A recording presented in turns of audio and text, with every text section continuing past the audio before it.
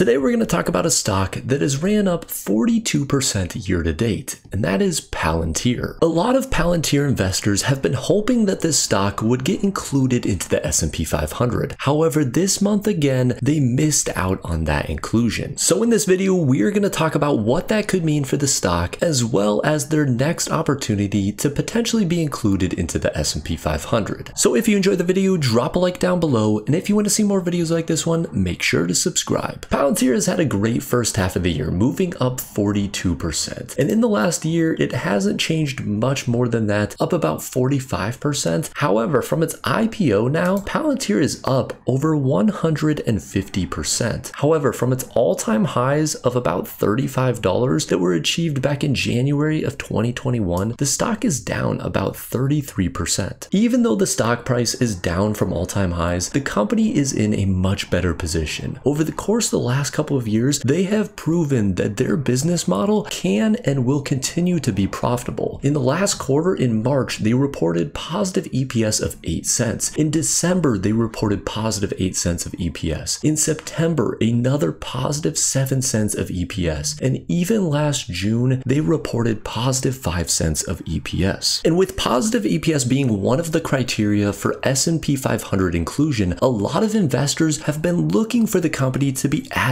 to the index. However, this quarter they did not make the cut. There were 3 inclusions into the S&P 500, which included CrowdStrike Holdings, GoDaddy Inc., as well as KKR and Company. And this is actually the second time that Palantir has been passed up after earning the right to be included in the index. But what exactly are the criteria that qualifies a company to be included in the S&P 500? First, the company must be from the US. They must have a market cap of at least $8.2 billion. Its shares must be highly liquid with at least 50% of the outstanding shares available for public trading. It must report positive earnings in its most recent quarter, as well as the sum of its previous 4 quarters must also be positive. And Palantir meets all of these criteria. They have a market cap of well over $8 billion, currently sitting at $52 billion, as well as, like we saw earlier, their earnings have been positive consistently over the last 4 quarters. However, just meeting this criteria does not mean that you are automatically added to the S&P 500. They have rebalances of the S&P 500 on a quarterly basis, and this usually takes effect the 3rd Friday of March, June, September, and December. So in just a few months, Palantir will have another opportunity to get added into the S&P 500. However, the months of August and September could be very volatile for the stock because they are expected to announce their earnings on August 5th. Analysts are expecting Palantir to come through with an earnings announcement of positive 8 cents of EPS again. So if we were to see Palantir come through and miss these numbers, as well as get excluded from the S&P 500 again, this could be very detrimental to the stock and we could see it move down in a major way. However, keep in mind that the reverse is also true. If Palantir comes through with a very positive earnings announcement in August, as well as maybe an announcement that they're growing their US commercial customers at a higher rate than investors are expecting, this could boost up the stock throughout the month of August. And then as we roll into September, if they get included in the S&P 500, we could see a lot of new buyers coming into the stock and really boosting up its price. And throughout this quarter, Palantir continues to show that they're able to compete in the commercial space. They just announced a few days ago a contract with Tampa General Hospital worth $50 million.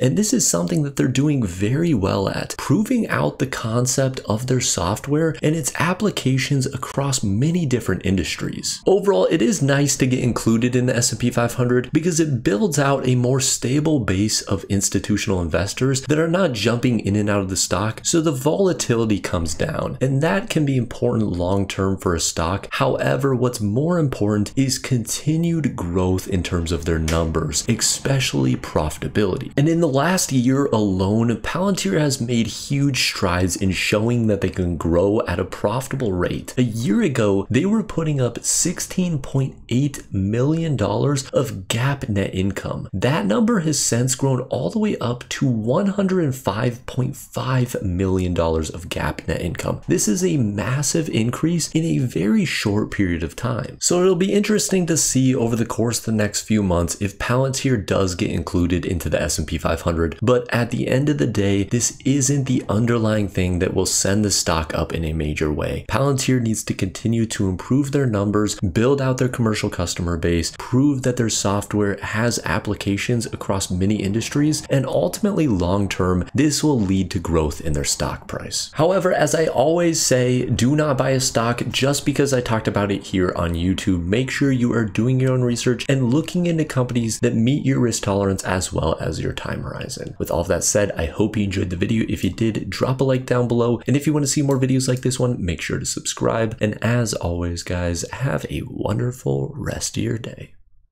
And for the joke of the day, where do fish keep their money? Check the comments down below for the answer. Thanks for watching.